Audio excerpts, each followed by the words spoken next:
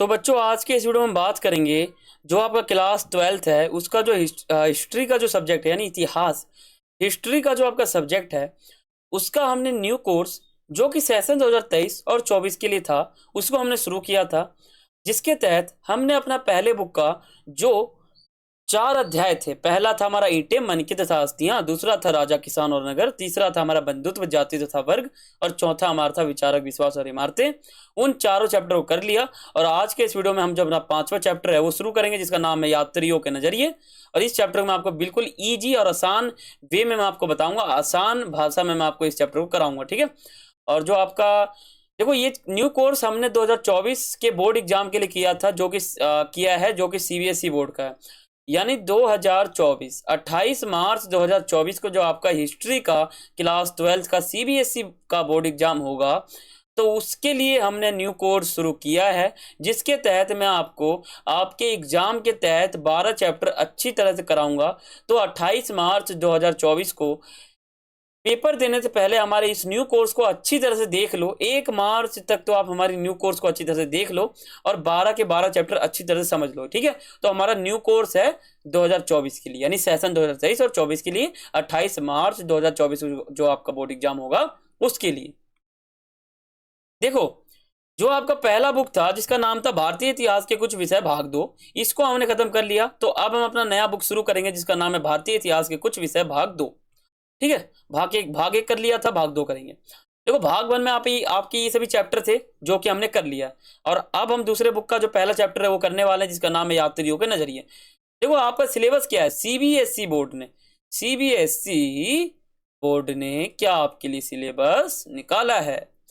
तो आपको पढ़ना है यात्रियों के विवरण, नजरिए, मध्य युगीन समाज, ठीक है, और इसके बारे में सांस्कृतिक सामाजिक विकास, जीवन की रूपरेखा। और इस चैप्टर में आपको सिर्फ और सिर्फ इतना समझना है कि जो देखो चैप्टर का नाम है यात्रियों के नजरिए, यानी आपको 3 यात्री समझने हैं यहाँ पर। तो चैप्टर खुद कहता है कि मैं आपको जो भी बातें बताऊंगा वो यात्रियों के नजरिए बताऊंगा, ठीक है।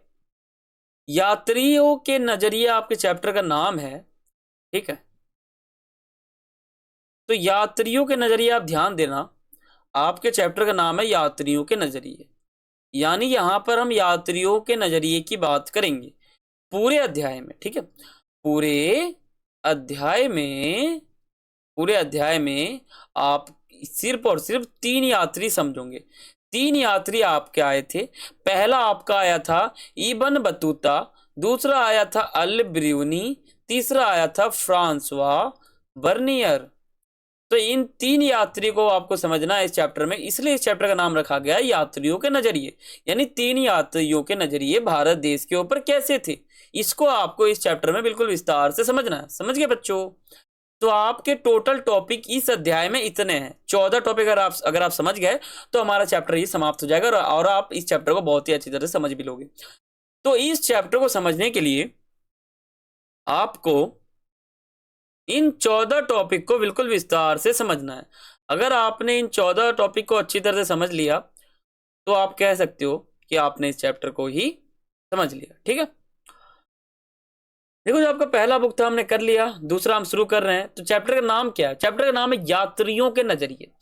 यानी 10वीं से 17वीं शताब्दी तक जो 3 यात्री आए थे ना, Al Biruni, Ibn Battuta, Francois Bernier, तो इन तीनों यात्रियों ने भारत देश को किस प्रकार देखा था, उसकी सुंदरता का किस प्रकार वर्णन किया था, तो उन्हीं को आज के इस वीडियो में या इस चैप्टर में समझने वाले। चैप्टर स्टार्ट हो गया बच्चों, चैनल को सब्सक्राइब कर लो, बेल आइकन पे क्लिक कर लो ताकि हमारे न्यू कोर्स को आप ज्वाइन कर सको। और वीडियो का एंड तक देखना, ठीक है, बिल्कुल एंड तक देखो बच्चों, बिल्कुल स्किप मत करना। देखो समझते हैं कि 3 यात्री भारत में कौन कौन से आए थे।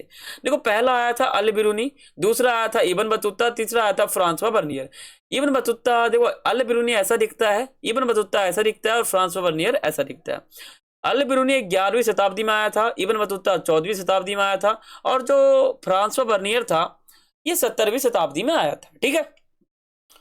यहाँ पे आप बेसिक जो कॉन्सेप्ट है ना वो यहाँ पे आप समझ गए, यानी सामान्य बॉडी या सामान्य चीज बातें समझ गए आप। पहला हमारा टॉपिक है या दूसरा हमारा टॉपिक है, ठीक है, दूसरा हमारा टॉपिक ये है कि लोग यात्रा क्यों करते थे। देखो लोग यात्रा क्यों करते थे, दूसरा टॉपिक हमारा है। तो कार्य की तलाश में, ये हमारा पॉइंट है। प्राकृतिक आपदा से बचाव के लिए, अगर मान लो प्रकृति से कुछ आपदा हो जाए तो उसके बचाव के लिए।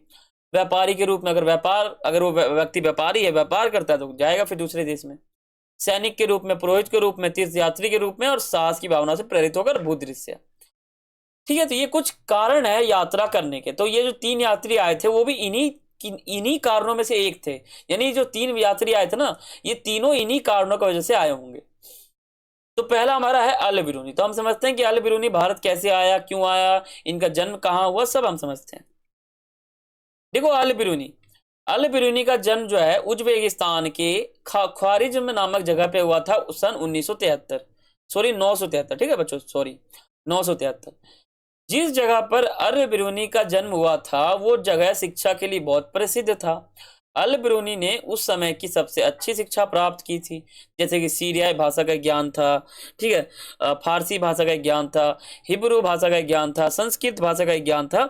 इन सभी का ज्ञान जो है अल बिरूनी को बहुत ही अच्छी तरह से था। ठीक है, अब आगे समझते हैं अल बिरूनी भारत क्यों आया था। तो देखो, अल बिरूनी 1017 ईस्वी में जो है, क्या होता है 1017 ईस्वी में, 1017 ईस्वी में ख्वारिज्म में क्या होता है, आक्रमण होता है। फिर यह आक्रमण जो है सुल्तान मोहम्मद ने करवाया था, ये भी इनको पता था। ठीक है, फिर सुल्तान मोहम्मद ने ख्वारिज्म पर आक्रमण करने के बाद ख्वारिज्म के सभी कवि और विद्वान को अपने साथ ले गए थे राजस्थान गजनी में। उनकी राजधानी थी गजनी। जिन विद्वान को सुल्तान मोहम्मद अपने साथ राजधानी गजनी ले गए थे, जब पंजाब का हिस्सा सुल्तान मोहम्मद ने नियंत्रण में आ गया था तो भारत में इनका रुचि बढ़ गया था आने का, इसलिए ये आए थे। अब समझते हैं, देखो, किताब उल हिंद, इन्होंने एक किताब लिखा था जिसका नाम क्या था, उल हिंद। क्या था, उल हिंद। देखो, लेखक कौन थे, देखो किताब उल हिंद के लेखक हमारे हैं अल बिरूनी, इन्होंने ही लिखा था।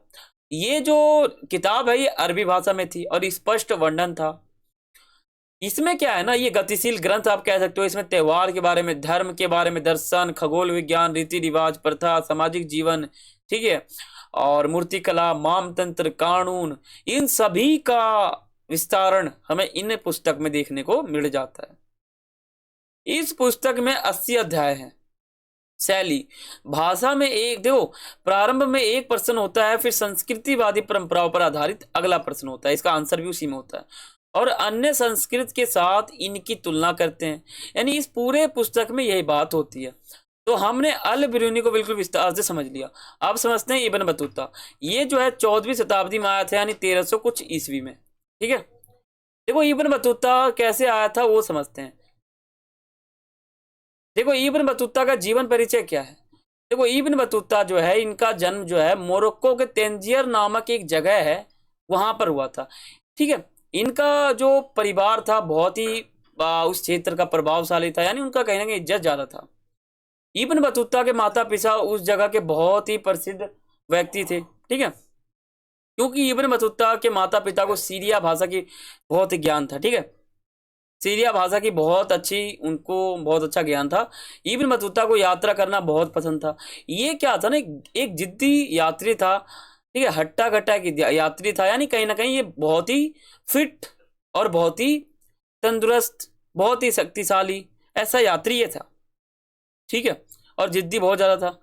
तो इब्न बतूता को पुस्तक से ज्यादा उस जगह पर जाकर जानकारी एकत्र करने की रुचि इनको ज्यादा था। यानी ये जो है ना, इनको अगर कोई भी जानकारी लेना है, कोई मंदिर का, कोई प्राचीन चीज का, तो ये बुक को नहीं पढ़ेंगे, ये जाकर वहां पे जानकारी देखेंगे, प्रत्यक्ष रूप से जानकारी लेंगे। ये इनका एक रुचि था। इब्न बतूता ने भारत आने से पहले कई जगह पे यात्रा की थी, जैसे कि इराक हो गया, फारस हो गया, यमन हो गया, ओमान हो गया, और जो पूर्वी अफ्रीका का साइड है ना वहां पर होगा, और बंदरगाह भी ये गए थे। आगे हमारा है इब्न बतूता भारत कैसे आया था। देखो, इब्न बतूता जो है भारत आने से पहले कई जगह पे गया था, जैसे कि मैंने आपको बता दिया है। ये इराक, फारस, यमन, ओमान, ठीक है, ये सब जगह ये गया था। मध्य एशिया के रास्ते होकर इब्न बतूता सन 1333 में जो है भारत आया था। इब्न बतूता ने दिल्ली के सुल्तान मोहम्मद बिन, या बिग तुगलक कह सकते हो आप, उन्हीं के पास ये आए थे। फिर क्या होता है, इब्न बतूता सुल्तान मोहम्मद बिग तुगलक के एक बार मिलना चाहते थे। उनके बहुत बड़े मन उनको ये चाहते थे, उनसे एक बार मिलना चाहते थे। इब्न बतूता ने अब दिल्ली की ओर प्रस्थान किया। दिल्ली आपको पता होगा, तो दिल्ली की ओर प्रस्थान किया।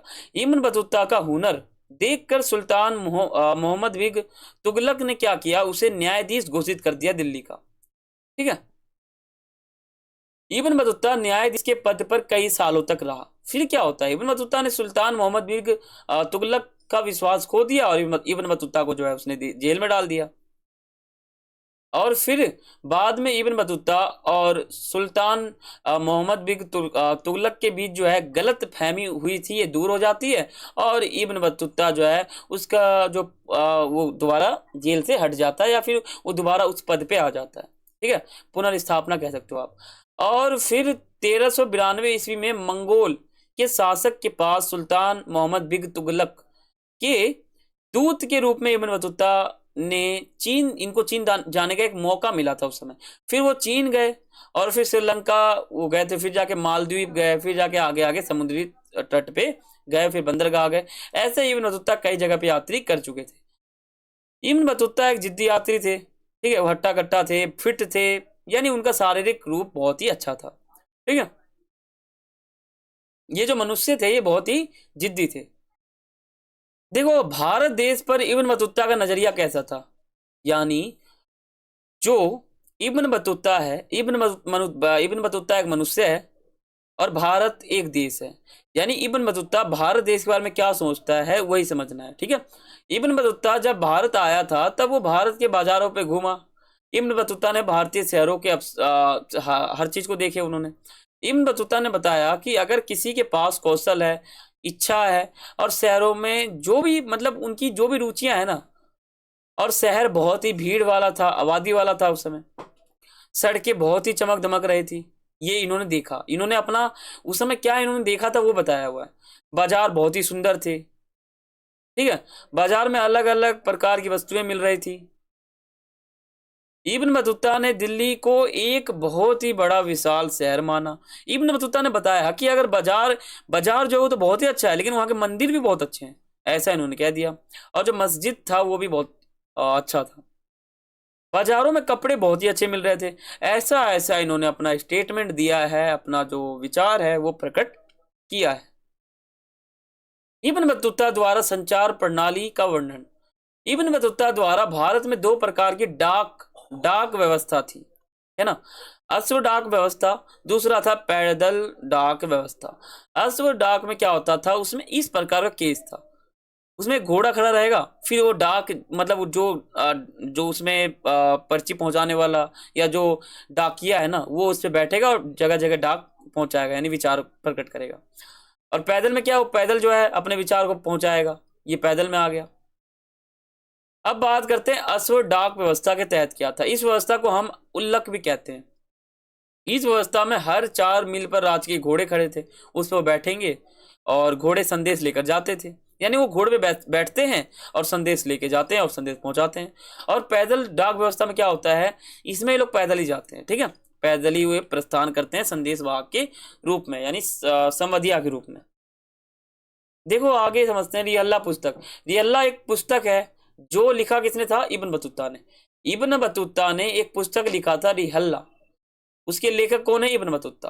भाषा कौन सी थी, यानी पुस्तक की भाषा कौन सी थी, अरबी। अरबी भाषा में पूरी पुस्तक थी।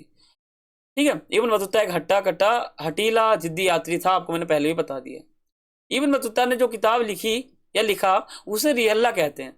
विषय वस्तु, यह पुस्तक इब्न बतूता की एक यात्रा वृत्तांत है या वृत्तांत। ठीक है, यानी ये जो पुस्तक है इसमें सिर्फ और सिर्फ इब्न बतूता ने यह बताया है कि वो जब भारत देश जाता है तो किस प्रकार का माहौल रहता है, कैसा वो देखता है, तो वही बताया गया, यात्रा वृत्तांत है। यात्रा के दौरान जो भी उसको दिखता है वो सभी यहाँ पे पुस्तक के रूप में लिख देता है। इस यात्रा वृत्तांत से हमें उस समय के बारे में बहुत सी जानकारी मिल जाती है, संस्कृति के बारे में, लोगों के बारे में, आस्थाओं के बारे में, मान्यताओं के बारे में भी जानकारी मिल जाती है। तो हमने अल बिरूनी को समझ लिया, इब्न बतूता को समझ लिया। अब बढ़ते हैं हम फ्रांसवा बर्नियर की ओर, जो कि कब आया था, 17वीं शताब्दी, यानी 1600 कुछ ईस्वी में आया था। तो पहले समझते हैं कि फ्रांसवा बर्नियर का जन्म कब हुआ, कैसा ये था, क्या माहौल था, सब समझते हैं। तो इनका जन्म स्थान फ्रांस है। इनका नाम क्या, फ्रांसवा बर्नियर। इनका जन्म हुआ था फ्रांस में। शिक्षा, वह एक चिकित्सक थे और राजनीतिक और दार्शनिक और इतिहासकार भी थे। ठीक है, किताब, इन्होंने किताब लिखा था, क्योंकि ये मुगल काल में आते हैं, मुगल काल में आते हैं, तो इन्होंने एक पुस्तक लिख दिया, travels in the Mughal empire, क्योंकि ये आते हैं मुगल काल में, तो इन्होंने पुस्तक का नाम भी रख दिया travels in the Mughal empire. इनका पुस्तक का नाम था travels in the Mughal empire. देखो फ्रांसवा बर्नियर भारत कैसे आया था, तो वो फ्रांसवा बर्नियर मुगल साम्राज्य में काम की तलाश में आया था। वो मुगल काल में आ रहा था और आ भी गया था काम के तलाश में, रोजगार की तलाश में, ठीक है। फ्रांसवा बर्नियर 1656 ईस्वी से 1668 ईस्वी यानी कुल 12 वर्ष भारत में रहा था और भारत की हर चीज को समझा देखा। और फ्रांसवा बर्नियर जो है मुगल दरबार से नजदीकी रूप से जुड़ा हुआ था। वह सम्राट शाहजहां के जेठ पुत्र के रूप में भी उन्होंने काम किया था, चिकित्सक के रूप में कार्य किया था, है ना। और वो जो है मुगल दरबार के बहुत आम मतलब बहुत स्पेशल व्यक्ति थे। उन्होंने बहुत से काम किए थे मुगल काल में। भारत में जो मुगल काल चल रहा था, तो 12 वर्षों तक उन्होंने मुगल काल में जो है बहुत से कार्य किए थे। और देखो पूर्व और पश्चिमी की इन्होंने तुलना भी की थी, यानी जो पूर्व है और जो पश्चिम है, इन दोनों का तुलना इन्होंने करा था और वो बताया था। क्या किया इन्होंने ये किया, फ्रांसवा बर्नियर ने देश के कई भागों की यात्रा की थी, विवरण लिखे थे, और वह भारत में जो भी देखता था उसकी तुलना यूरोप की स्थिति के साथ करता था। फ्रांसवा बर्नियर ने मुगल कालीन भारत की तुलना जो है तत्कालिक यूरोप से और यूरोप के श्रेय, मतलब इन्होंने कहीं ना कहीं यूरोप को भी इसमें शामिल कर लिया, ठीक है। उसने भारत में जो भी भिन्नताएं महसूस की उन्हें कालक्रम यानी हर चीज को सिस्टम रूप से लिखना कालक्रम कहलाता है, कालक्रम के अनुसार क्रमबद्ध किया, जिससे भारत पश्चिमी दनिया, ठीक है, को निम्न कोटि का प्रतीत हो, ठीक है। इसमें कहीं ना कहीं इन्होंने तुलना भी बहुत ज्यादा किया है। इन्होंने उसकी तुलना उससे कर दी, उसकी तुलना उससे कर दी। अब देखो इन्होंने एक पुस्तक लिखा था travels in the Mughal empire, तो इनको समझते हैं। हमारा इस चैप्टर का लास्ट टॉपिक है ये, ठीक है। देखो इसके लेखक है हमारे फ्रांसवा बर्नियर, ठीक है। और ये जो पुस्तक लिखे थे इन्होंने, ये था फ्रेंच भाषा में।